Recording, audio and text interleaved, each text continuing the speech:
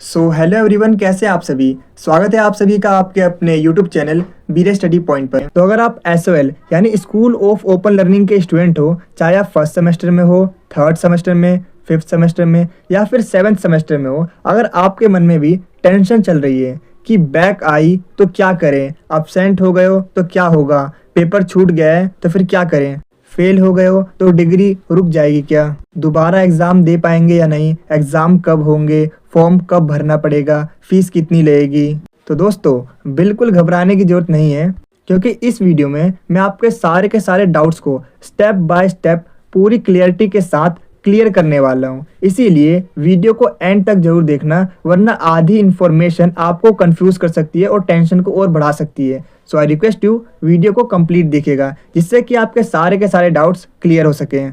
और अगर आप एसओएल के स्टूडेंट हो तो आप चैनल को सब्सक्राइब करके, लाइक करके अपने दो दोस्तों के साथ जरूर शेयर कीजिएगा, क्योंकि एसओएल से रिलेटेड आपको सारी की सारी अपडेट्स, फॉर्म्स, एग्ज़ाम्स, रिजल्ट्स, सारी की सारी इन्फॉर्मेशन इस चैनल पर आपको एकदम सिंपल लैंग्वेज में मिलने वाली है। तो काफ़ी सारे स्टूडेंट्स का सबसे पहला सवाल ये आता है कि अगर पिछले एग्ज़ाम में बैक आ गई हो या फिर अब्सेंट हो या फिर फेल हो गए हो तो क्या होगा।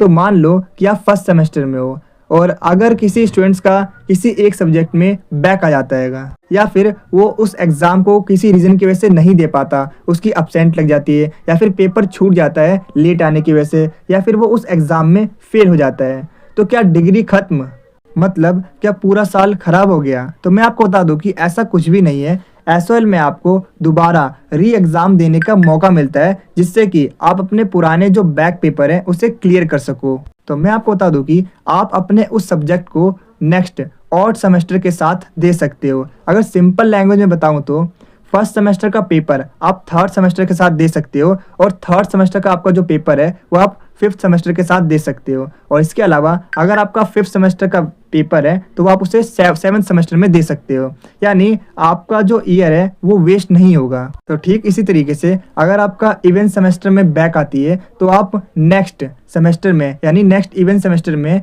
आप उस एग्ज़ाम को दे सकते हो। फॉर एग्जांपल अगर सेकंड सेमेस्टर में आपकी बैक आती है तो आप उसे फोर्थ सेमेस्टर में दे सकते हो, अगर फोर्थ सेमेस्टर में आती है तो आप उसे सिक्स सेमेस्टर में दे सकते हो, कुछ इस तरीके से।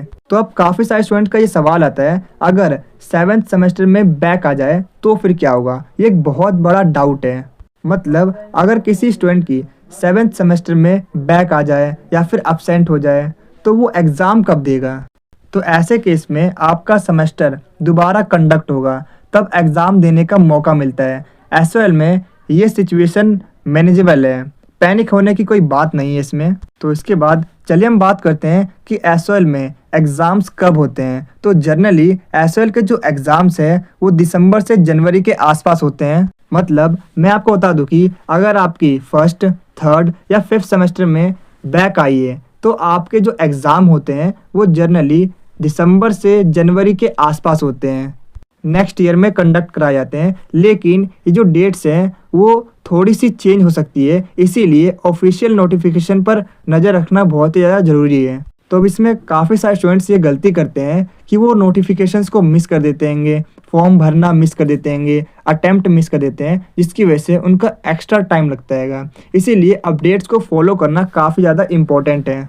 तो इसीलिए एसओएल से रिलेटेड जितनी भी अपडेट है उसके लिए हमने एक सेपरेट व्हाट्सएप चैनल बनाया है, जहां पर आपको एसओएल से रिलेटेड सारी की सारी अपडेट्स मिलने वाली हैं। तो आपको क्या करना है, उस व्हाट्सएप चैनल को ज्वाइन करना होगा, जिससे कि आपको सारी की सारी नोटिफिकेशंस सबसे पहले आप तक पहुँचे।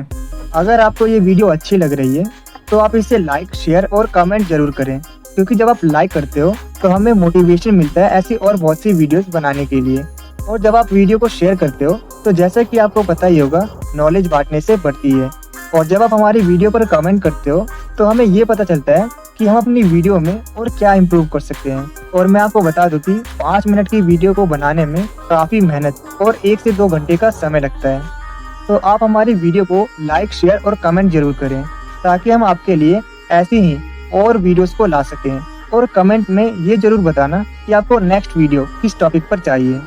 तो अब काफ़ी सारे स्टूडेंट्स के मन में ये सवाल आता है कि जो रीअपियर या फिर जो बैक पेपर होता है उसके लिए कोई फॉर्म भरना पड़ता है दोबारा एग्जाम देने के लिए, या कोई फॉर्म भी भरना पड़ता है? तो हाँ, 100% आपको फॉर्म भरना पड़ता है। बहुत सारे स्टूडेंट्स सोचते हैं कि सिस्टम खुद से ऑटोमेटिकली रजिस्टर कर देगा, तो ऐसा बिल्कुल नहीं है। आपको आपका एग्ज़ाम भरना ही पड़ेगा।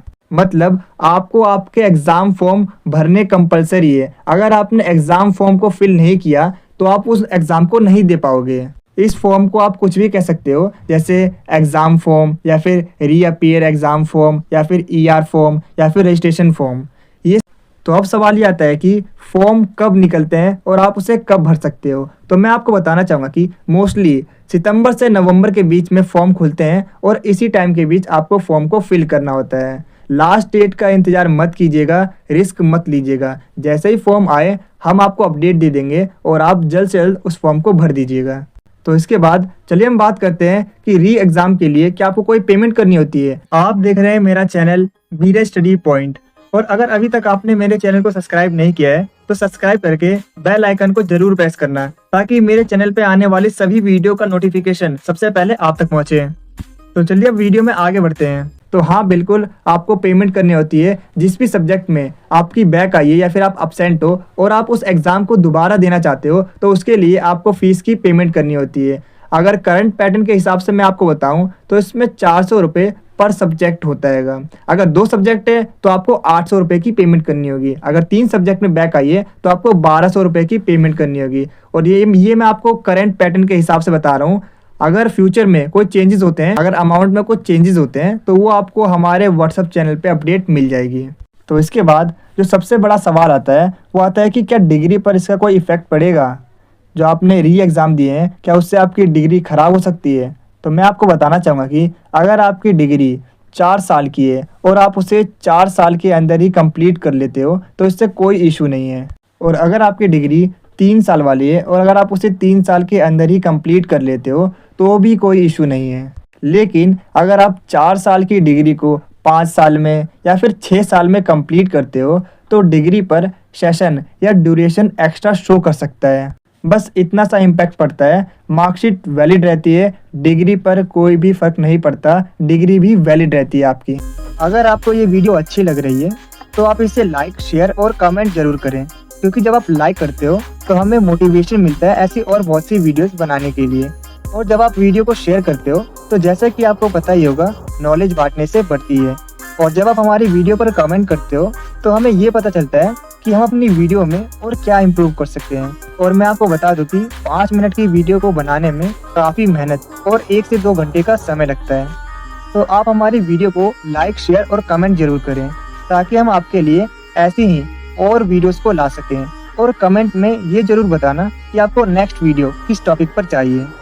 तो आज की वीडियो में इतना ही। अगर आपके और भी कोई डाउट्स हैं तो आप उसे कमेंट सेक्शन में जरूर बताना। मैं पूरी कोशिश करूँगा कि आपके सभी कमेंट्स के आंसर दूँ। तो आज की वीडियो में इतना ही। मिलते हैं आपसे अगली वीडियो में। Thanks for watching this video.